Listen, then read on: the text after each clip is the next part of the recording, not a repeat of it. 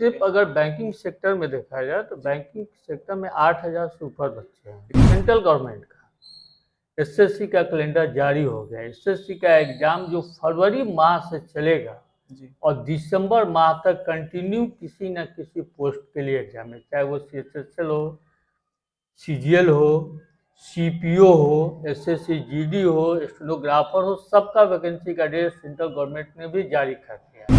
फिर 2 term SI का notification जारी कर दिया है। एक एसआई बिहार तो अभी दरोगा शायद का फॉर्म फॉर्म भी एक फिलअप हो रहा है। फिलअप हो रहा है। फिर अगले साल का भी नोटिफिकेशन जारी हो गया। जी बिहार पुलिस का भी नोटिफिकेशन जारी हो गया। और सबसे बढ़िया बात कि इस बार बिहार सरकार ने जो घोषणा की है कि अब हर साल जो है टीचर की बहाली करेगी। सिलेक्शन उसी बच्चों का होता है लगा रहे जो लगातार सालों भर सेट प्रैक्टिस करते हैं।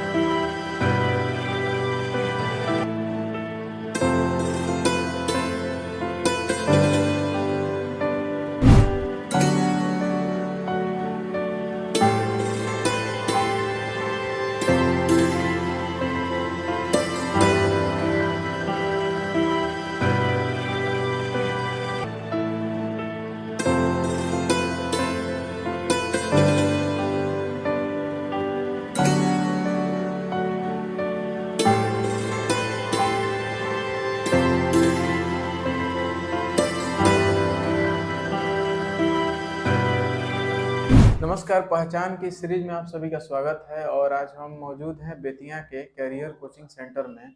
और आज हमारे मेहमान हैं श्री मुन्ना सर। बहुत बहुत स्वागत है आपका और धन्यवाद। बहुत बहुत धन्यवाद बहुमूल्य समय में से थोड़ा सा समय निकाल के बातचीत करने के लिए। सबसे पहले आपसे ये जानना चाहेंगे कि कैरियर कोचिंग सेंटर जो एक जिले में एक ब्रांड बन चुका है, अगर कोई भी बच्चा हो, इंटरमीडिएट पास कर लिया, ग्रेजुएशन पास कर लिया, या कभी भी उसको सरकारी नौकरी की चाहत होती है, तो जो सबसे पहले उसके मुंह पे आता है वो है कैरियर कोचिंग सेंटर। कैसे शुरुआत हुई इसकी, कितने दिनों से संस्थान चल रहा है? इसकी शुरुआत लगभग हमने 15-16 साल पहले की। जी और शुरुआत करने का कारण ये था कि मैं खुद पहले एक कॉम्पिटिटिव एग्ज़ाम की तैयारी करता था। जी रिटेन में तो मेरा सिलेक्शन हो जाता था, इंटरव्यू फाइनली मेरा सिलेक्शन नहीं हो पाया। लेकिन बच्चों को पढ़ाना जो था एक मेरा हॉबी था कि हम जो रीजनिंग के, मैथ के जो नए नए तरीके हम खोज रहे हैं, जी उससे हम दूसरे के लोगों की तरह कैसे पहुँचे, ये मेरा हॉबी था। उसी हॉबी के कारण मैंने इसे बच्चों को कलेक्ट करके पढ़ाना शुरू किया और धीरे धीरे हॉबी के साथ साथ जो है इसे मैं अपने काम में के रूप में भी लेना शुरू किया। और ख़ासकर तब इस काम में मुझे मज़ा आना शुरू किया कि जब बच्चे मेरे द्वारा पढ़ाए बच्चे कहीं ना कहीं सिलेक्शन लेना शुरू किए तो मेरे उत्साह में काफ़ी वृद्धि हुई और वहाँ से इस कोचिंग की हमने शुरुआत की। और एक और बात है कि कोई लड़का मैथ रीजनिंग पढ़ के जाता है, और सामान्यतः हम कई बार ऐसे जो लड़के सेट उट बनाते हैं उनसे मिलते रहते हैं, तो बताते हैं कि हम मुन्ना सर से पढ़े हैं, मुन्ना सर से पढ़े हैं। तो ये जो अलग अलग ऐसा मतलब उनके मुंह से सुनने को मिलता है कि जो मुन्ना सर पढ़ाते हैं वो मुजफ्फरपुर पटना में भी हम लोगों को पढ़ने को नहीं मिला था। और मैं अपने दर्शकों से कहना चाहूंगा कि यदि आपके बच्चों में कोई ऐसा कहता है कि मैथ के इस सेक्टर में प्रॉब्लम है, हम यहाँ तक तो क्वेश्चन बना पाते हैं, उससे आगे नहीं सोच पाते हैं, तो ये जो समस्याओं से जो गुजरे होते हैं उसका दवा बेहतर जानते हैं। हाँ तो मैं जरूर कहूंगा कि एक बार जरूर आए यहाँ पे। अभी थोड़ा सा एक बात और जोड़ना चाहेंगे कि कैरियर के हिसाब से बैंकिंग अच्छा है, रेलवे अच्छा है, या एसएससी अच्छा है? किस क्षेत्र को आप अपने हिसाब से, अभी 15-16 वर्षों का जो अनुभव रहा है, किसको बेहतर मानते हैं?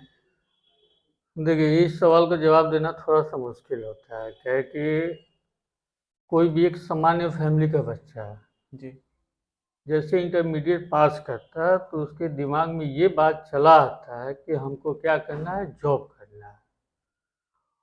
और वो बच्चे के दिमाग में ये बात जब बैठ जाता है कि हमको जॉब करना है तो वो सेक्टर नहीं देखते हैं कि हमको किस सेक्टर में जाना है। अपना हमको पसंद नहीं देखते हैं, अपना पसंद नहीं देखते, भीड़ में। हाँ, भीड़ में ही लगे रहते हैं। और ये देखते हैं कि जहाँ उनका सिलेक्शन हो जाता है वहीं पर जो है वो ज्वाइनिंग के लिए चले जाते हैं। हाँ, वर्क के नाम पर देखेंगे, काम के नाम पर देखेंगे तो तीनों क्षेत्र का काम बढ़िया है, जी लेकिन ये बच्चे के एबिलिटी के ऊपर निर्भर करता है कि वो कौन सा सेक्शन जो है चुनते हैं। चुनते जिन बच्चों की अंग्रेजी बहुत ही अच्छी है जी और रीजनिंग में काफ़ी मेहनत करते हुए बच्चे निश्चित तौर से बैंकिंग की तरफ जाना चाहते हैं। जी जिसका सामान्य मैथ है, सामान्य रीजनिंग है, वो बच्चे एसएससी की तरफ जाना चाहते हैं। लेकिन 100 बातों की एक बात यही होती है कि सारे बच्चों के दिमाग में एक ही बात होता है कि कोई ना कोई एक जॉब हमको पहले चाहिए मिल जाए, चाहिए। तब उसके बाद जो है अगला जो है हम अपने बारे में कुछ सोचें। और यहाँ पे एक बात ये भी कहना चाहूँगा कि अगर किसी को नौकरी मिल गई है तो उसको अपना मंजिल नहीं समझे, वो ये समझे कि एक हमको आधार मिला है, मंजिल तो इससे अभी बहुत अभी तो आगे बहुत है, आगे जाना है, बहुत आगे बहुत जाना है। आगे। उसके बाद पढ़ाई नहीं छोड़नी है, आगे पढ़ते वो रहना है। आगे अगर वो अपने जॉब से संतुष्ट नहीं है, पहले तो एक जॉब हो गया। हालांकि जॉब ऐसा चीज़ है कि हम बहुत से लड़कों से बात कर आते हैं, बात होता है, लेकिन हमको एक ही चीज़ समझ में आता है कि कोई भी आदमी जो है ना अपने जॉब से संतुष्ट नहीं होता है। वो जी सोच बैंक वाले लड़के सोचते हैं कि नहीं, एसएससी की नौकरी अच्छी थी, हम एसएससी में जाते हैं। जी एसएससी वाले सोचते हैं कि हम बैंक में जाते हैं। सब सोचते हैं कि नहीं, हम रेलवे में ही रहते तो मेरा ठीक रहता। वो संतुष्टि नहीं है, लेकिन फिर भी कुछ बच्चे ऐसे भी हैं, वो चाहे वो बैंक ज्वाइन किए हो, चाहे एसएससी ज्वाइन किए हो, चाहे रेलवे ज्वाइन किए। इवन कि मैंने ये भी देखा है कि बच्चे रेलवे ग्रुप डी ज्वाइन किए हुए हैं, लेकिन बाद में वो मेहनत करके बाद में खूब मेहनत किए हैं। अपना जॉब के बाद जो समय मिलता था पढ़कर इनकम टैक्स ऑफिसर तक के पोस्ट पर सिलेक्शन हुआ। जी।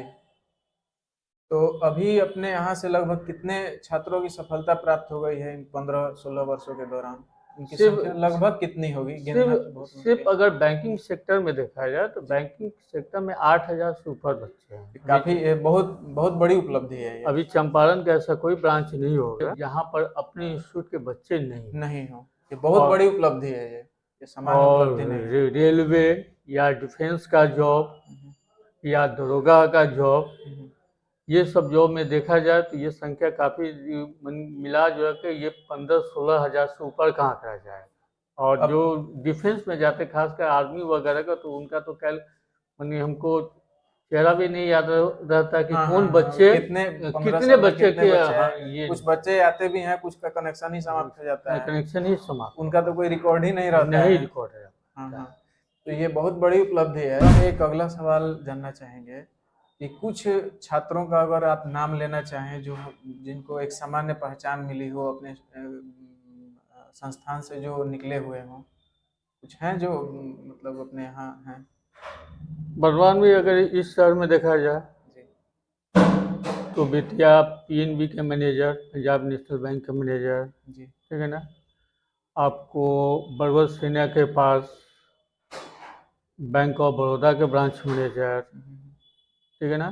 और ग्रामीण बैंक जो अगल बगल है सबके ब्रांच मैनेजर, मैंने सब अधिकांश, मैंने सबके नहीं, मैंने अधिकांश लगभग 50-60% के ब्रांच मैनेजर, जैसे और मनीष, बसंत, आकांक्षा, गुड़िया, कुछ अपने छात्र जो हैं ये शिवा, इवन की गोपालगंज जिले में जी बैंक ऑफ महाराष्ट्र विकास, आपको नौरंगिया थाना प्रभारी राजेश झा, फिर आपको मोतिहारी छतौनी थाना प्रभारी संजीव कुमार, हरसिद्धि थाना प्रभारी महेंद्र कुमार, संग्रामपुर थाना प्रभारी अलसू गौतम। ये अपने मैंने ये जो आसपास जो बच्चे हैं, ये जो सब बच्चे कांटेक्ट में रहते हैं उन्हीं वो का हाँ नाम उन्हीं याद का रहता नाम है। याद और रहता है। बहुत सारे वैसे अगर पूरे नहीं, ये आसपास के बच्चे होते हैं। हाँ, तो ये जो कोचिंग है, मैं ये कह सकता हूँ कि बैंकिंग हो, रेलवे हो, एसएससी में एसएससी हो, जितने भी गवर्नमेंट जॉब है बीएसएससी का हो, जो भी हो, सब में है। अभी बीएसएससी सचिवालय सहायक की पिछली वैकेंसियाँ थी, हाँ हाँ लगभग हर मंत्रालय में, हर विभाग में, जी ठीक है ना। यहाँ से बच्चे हैं, चाहे वो आपको भवन निर्माण विभाग हो, चाहे निर्वाचन आयोग हो, चाहे जन सूचना मंत्रालय, जन सूचना संपर्क विभाग हो, जी, मतलब जो भी विभाग है सब में बच्चे हैं। यहाँ आए पढ़े और जिस विभाग में उनका मैंने हाँ, प्रयास पहला रहा, सवाल आपका सफल था हो। कि कौन सा सेक्शन बढ़िया है। हाँ, हाँ। कहने का मतलब ये सेक्शन सारे अच्छे हैं जहाँ बच्चे को जॉब मिल जाए, पहली प्राथमिकता थी कि एक जॉब ले, उसके बाद जो है बच्चे अपना आगे अपने का मनपसंद भविष्य सेक्टर को देखते आगे। रहें। अगला प्रश्न ये है कि अभी जो आने वाली वैकेंसी है उसमें कौन कौन से प्रमुख वैकेंसियां हैं और बच्चों को क्या किस प्रकार से तैयारियां करनी चाहिए, अगर कुछ बताना चाहें। तो मेरे ख्याल से 2023-24 जी ये वैकेंसियों का जो है ना, एक समझिए कि इस मात्रा में वैकेंसी बहुत सालों के बाद जो है आ रहा है, खासकर बिहार सरकार की वैकेंसी। जी बिहार सरकार की vacancy, Bihar SSC inter level की वैकेंसी है। फिर सचिवालय सहायक की वैकेंसी आ रही है, सचिवालय सहायक की वैकेंसी आ रही है। जी फिर 2 टर्म एसआई का नोटिफिकेशन जारी कर दिया है। एक एसआई बिहार तो अभी दरोगा शायद का फॉर्म फॉर्म भी एक फिलअप हो रहा है। फिलअप हो रहा है। फिर अगले साल का भी नोटिफिकेशन जारी हो गया। जी बिहार पुलिस का भी नोटिफिकेशन जारी हो गया। और सबसे बढ़िया बात कि इस बार बिहार सरकार ने जो घोषणा की है कि अब हर साल जो है टीचर की बहाली करेगी। उसने घोषणा की कि अगस्त माह में उनका एग्जाम लिया जाएगा। अभी जो कुछ दिन पहले आपको टीचर की नियुक्ति अभी प्रक्रिया चल ही रही, जो एक साल में बहुत 1 तेज लाख, प्रक्रिया हाँ, हुई। तेज प्रक्रिया। तो देखो, एक तो चीज़ है, भर्ती की प्रक्रिया है, ज़्यादा तेजी की जाती है तो बहुत से योग्य उम्मीदवार जो है मिल नहीं पाते। ठीक है, आपको 1 लाख टीचर की बहाली करनी है तो इसको स्टेप बाय स्टेप करें। साल में 2 टाइम ऐसा फिक्स कर दीजिए कि हमको टीचर का एग्जाम लेकर बहाली करना है। तो साल में उसमें 2 आपके पास समय भी रहेगा कि क्वालिटी चुनने का। अभी तो जैसे तैसे जो है सिर्फ उस आंकड़े को आप पूरा कर रहे हैं, क्वालिटी पर अभी आपका ध्यान जा नहीं रहा है। जल्दीबाजी में तो क्वालिटी जल्दीबाजी में, मिसिंग हाँ, होते ही हैं। जल्दीबाजी में तो आप क्वालिटी को सिलेक्ट नहीं कर पाएंगे। तो आगामी और परीक्षाओं को भी सेंट्रल गवर्नमेंट का, जी सेंट्रल गवर्नमेंट का एसएससी का कैलेंडर जारी हो गया। एसएससी का एग्जाम जो फरवरी माह से चलेगा जी और दिसंबर माह तक कंटिन्यू किसी न किसी पोस्ट के लिए एग्जाम है, चाहे वो सीएचएसएल हो, सीजीएल हो, सीपीओ हो, एसएससी जीडी हो, स्टेनोग्राफर हो, सबका वैकेंसी का डेट सेंट्रल गवर्नमेंट ने भी जारी कर दिया है। बैंक का कैलेंडर भी 2 जनवरी के बाद जो 2024 का भी कैलेंडर बैंक का भी चला है। यानी वैकेंसी की कहीं कहीं कमी नहीं। हाँ, एक सेक्टर में वैकेंसी कम हो रहा है, पता नहीं सरकार उसके बारे में सोच क्यों नहीं है कि रेलवे की वैकेंसी निकाले हुए 4 साल से अधिक समय हो गया, जी दोबारा उसकी वैकेंसी अभी तक नहीं है। लेकिन उम्मीद है कि आएगी मार्च ही। तक जो है जी जी लगभग 1 लाख सीट की वैकेंसी आनी ही आनी ही आनी है। रुका है भले, लेकिन जब तो आएगा वो तो आना आएगा ही ही, आना। और उसमें तैयारी छोड़ने की जरूरत नहीं है। किसी बच्चे तो देखो तैयारी करने, मैंने एक एक चीज और बताता हूँ कि जो बच्चे वैकेंसी देकर तैयारी करते हैं उनका सिलेक्शन मुश्किल है।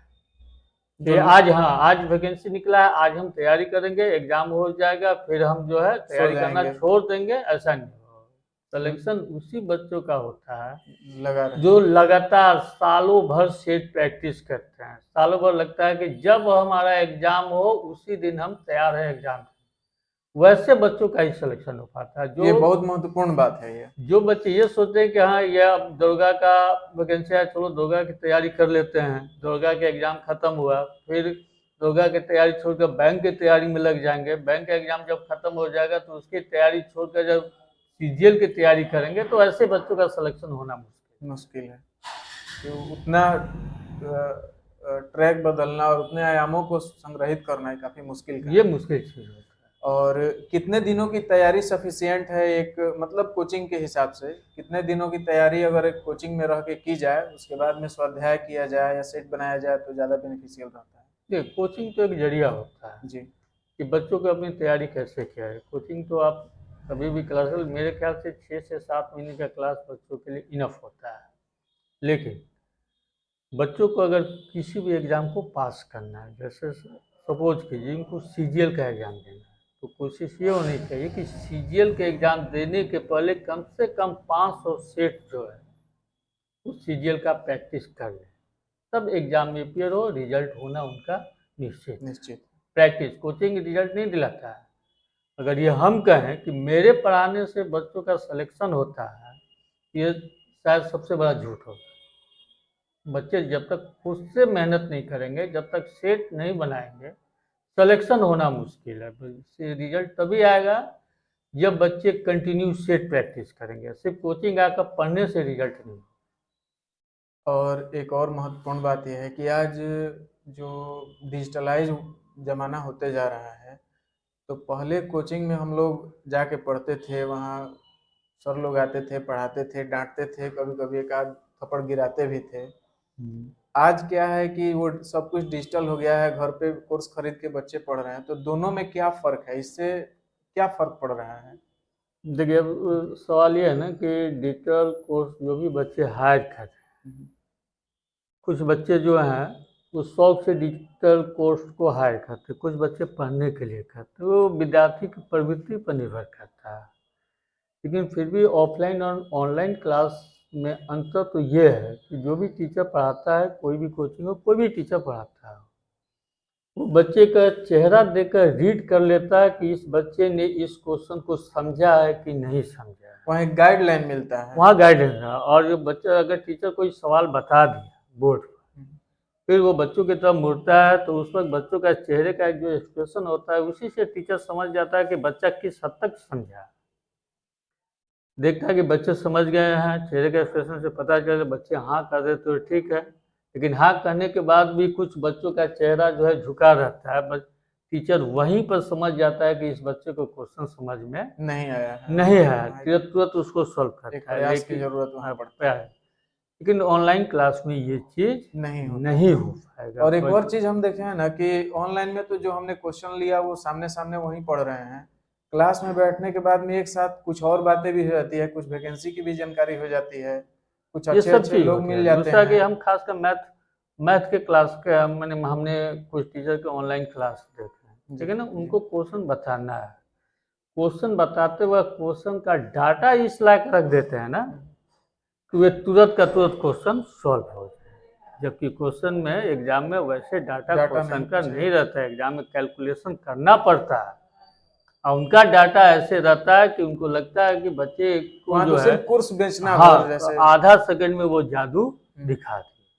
और हकीकत में वैसा होता नहीं है हकीकत में और वैसा लड़के वहाँ एग्जाम का फ्लॉप कर क्वेश्चन जाते हैं। होता नहीं है। तो आप लोगों से ये बात मैं ज़रूर कहना चाहूँगा कि ठीक है हाँ, मतलब ऑनलाइन क्लास एडवांस नॉलेज के लिए ऑनलाइन ऑनलाइन क्लास क्लास आप ले सकते हैं। एक चीज़ और है ना कि ऑनलाइन क्लास उन बच्चों के लिए ज़्यादा बेनिफिट करता है कि जो बच्चे कहीं जो है ऑफलाइन क्लास कर अपना कोर्स पूरा कर लिए हैं, किसी किसी सेक्शन में उनको प्रॉब्लम हो जाता है, या वो फिर से रिवीजन करना चाहते हैं, या क्लास एक बार गार्जियन शहर आने का मौका दिए, शहर में रहकर पढ़े, लेकिन गार्जियन अगले साल के लिए तैयार नहीं है कि शहर में रखें, तो वो बच्चे ऑनलाइन क्लास वो बस करके एक अपना ब्रशअप जैसा है। ब्रशअप जैसा। हाँ और आप अगर रेगुलर पढ़ते हैं तो वहाँ शिक्षकों का गाइडेंस भी मिलता है, उसके बाद में थोड़ा डांट फटकार भी मिलता है। वो जितना सहिएगा उतना ही ज़्यादा ये एक विटामिन का नहीं, काम ये करेगा जो होता है सफलता ना के लिए। बच्चों बच्चों में जो है टीचर टीचर जो होता है ना बच्चों को ऐसे ही नहीं डांटता, टीचर का गुस्सा या प्यार किसी भी बच्चे के प्रति दिखावटी नहीं होता, वो स्टूडेंट्स उसको क्या होता है प्यार होता है। अब ये सोच के टीचर नहीं आता है क्या कि हमको डांट आज मारना इस है। बच्चे को पीटना है, आज इस बच्चे को डांटना है, इस बच्चे को प्यार करना है, वो तो तुरंत की फीलिंग होती है, उसका असर आता है। तो अभी आप कुछ कहना चाहें अगर हमारे दर्शकों के लिए कुछ अगर संदेश देना चाहें, कैसे तैयारी हो, कब से तैयारी शुरू करना चाहिए? ये सबसे पहले तो सारे दर्शकों को दीपावली और छठ की शुभकामनाएं हैं, धन्यवाद। और ख़ासकर उन बच्चों के जो अभी कॉम्पिटिटिव एग्ज़ाम की तैयारी में लगे हुए हैं। तो अभी तो फ़िलहाल एग्ज़ाम की चिंता छोड़कर आप अपनी दीपावली या छठ को खूब धूमधाम से मनाएं, और फिर उसके बाद एग्ज़ाम की तैयारी में सीरियस तौर से लग जाएं। और सबसे महत्वपूर्ण बात एग्ज़ाम पास करने का एक ही तरीका है, वो कि आप पूरा का पूरा मैथ में विद्वान हो, पूरा रीजनिंग सारे के सारे रीजनिंग क्वेश्चन सॉल्व कर सकते हैं, अंग्रेजी सॉल्व करते हैं, जीके जीएस आपको याद है। लेकिन यदि आपने सेट प्रैक्टिस नहीं किया है तो रिजल्ट आना बहुत ही मुश्किल है। अगर आप रिजल्ट एवरेज विद्यार्थी हो, थोड़ा बहुत सब जानते हो, लेकिन सेट प्रैक्टिस अगर आप रेगुलर कर लेते हो तो रिजल्ट आना निश्चित है। इसलिए कॉम्पिटिटिव एग्जाम में सबसे महत्वपूर्ण चीज़ ये होता है कि आप कैसे सेट प्रैक्टिस करते हो और सेट प्रैक्टिस करने में कितना रेगुलर। इसलिए सेट प्रैक्टिस पर ज़्यादा फोकस कीजिए, और ये 2023-24 का जो साल है, इसमें वैकेंसी की बाबू भरमार है। इसमें इस मौके का ज़्यादा से ज़्यादा आप फायदे उठाएं और आप लोग सब कोई, हम तो चाहते हैं कि अपने चंपारण का हर घर में कम से कम 2-3 बच्चे ऐसे हों जो गवर्नमेंट जॉब में हैं। और जो बच्चे तैयारी कर रहे हैं, दूसरी एक चीज़ बात और ध्यान रखना होगा कि कॉम्पिटिटिव एग्ज़ाम की तैयारी करने के लिए थोड़ी पेशेंस की आवश्यकता होती है। ये नहीं कि आपने 1 साल तैयारी किया, आपका जॉब हुआ, जॉब नहीं हुआ तो आप तैयारी करना छोड़ दें। ऐसा नहीं है। ठीक है, आपने तैयारी किया, एग्ज़ाम दिया, आपका सिलेक्शन नहीं हुआ, फिर आप अपनी तैयारी को कंटिन्यू रखो। और जो बच्चा अपनी तैयारी को कंटिन्यू रखा हुआ है, ठीक है, पहले साल सिलेक्शन नहीं होता, लेकिन ऐसा होता है कि दूसरा, तीसरा, चौथा, 5वां साल तक होते-होते उसका कहीं न कहीं सिलेक्शन होना निश्चित है। हमने अभी तक किसी ऐसे बच्चों को नहीं देखा जिसने कंटिन्यू तैयारी किया हो और उसका सिलेक्शन नहीं हुआ। सिलेक्शन तो होता ही है सबका, लेकिन बशर्ते कि तैयारी आपकी कंटिन्यू होनी चाहिए। ठीक धन्यवाद। है, मिलते हैं पहचान की एक अगली सीरीज में किसी नए मेहमान के साथ। तब तक के लिए बहुत बहुत धन्यवाद आपका। आपने बहुत आपको भी बहुत कीमती धन्यवाद। समय निकाला हमारे लिए, और अपने दर्शकों से कहेंगे कि अपना प्यार बनाए रखें और एक बार ज़रूर आएँ कैरियर कोचिंग सेंटर में और देखें कि क्या आपको लाभ मिल सकता है। मैं जहाँ तक मैंने जो देखा है, मैंने जो सुना है, समझा है, परखा है, ज़रूर आपको लाभ होगा।